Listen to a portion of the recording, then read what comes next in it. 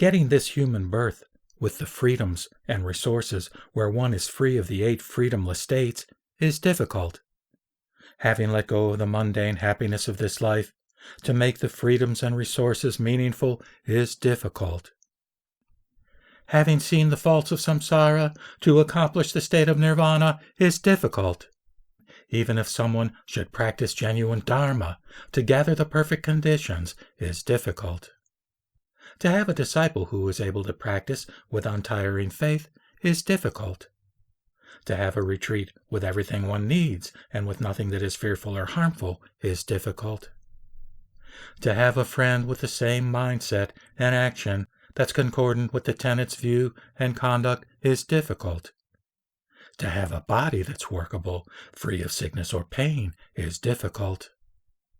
Even if these should come together, to practice one pointedly is difficult. These 9 difficult things that I have sung here, even though they are difficult, you should engage in practice. I bow at the feet of Lord Marpa the translator, who was blessed by Milarepa and glorious Naropa. All the great teachers who speak of the Dharma, though they're vastly learned in what Dharma they teach, when the material body and awareness separate, their mere words of Dharma dissolve into the sky. Ignorance obscures the mind's luminous manifestations, and they become fearful of the Dharmakaya at death. Though they spend their whole lives studying the Pitakas, when mind parts from the material body, it's of no benefit.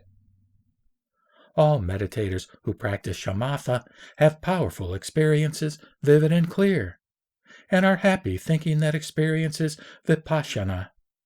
But when the vipassana of Dharmakaya at the time of death is needed, mother and child luminosity do not meet. That shamatha from before won't help at death, and again they'll be trapped in the animal realm. Now listen. When resting evenly in meditation with the points of body, if appearances cease and you are without thoughts, these are the doings of a lethargic shamatha.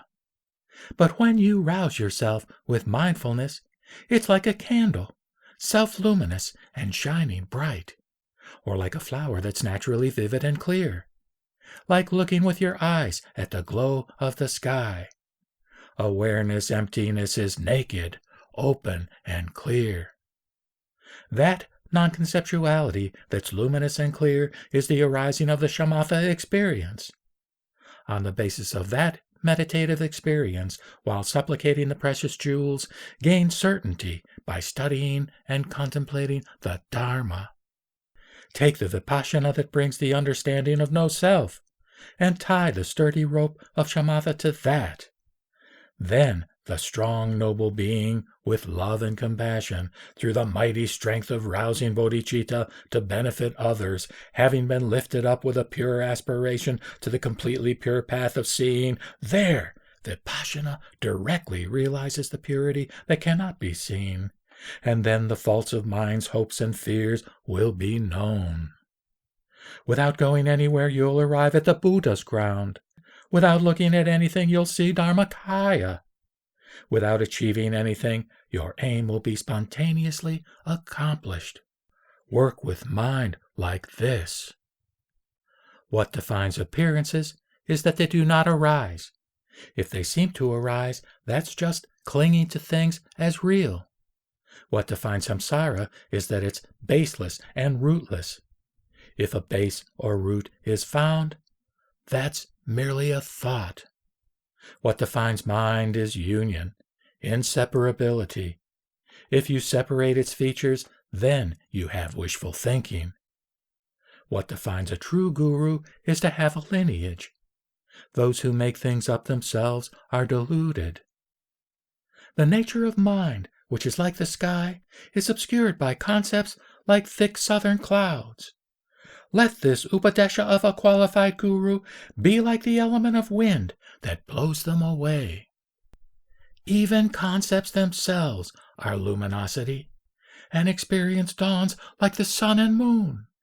That clarity, free of the 3 times and 10 directions, since it cannot be identified, cannot be expressed, and certainly shines like the stars and planets above. When anything arises, there is great bliss. Its nature is free of elaborations, the Dharmakaya. The conditioned appearances of the 6 collections are naturally empty. This effortless spontaneity is undefiled.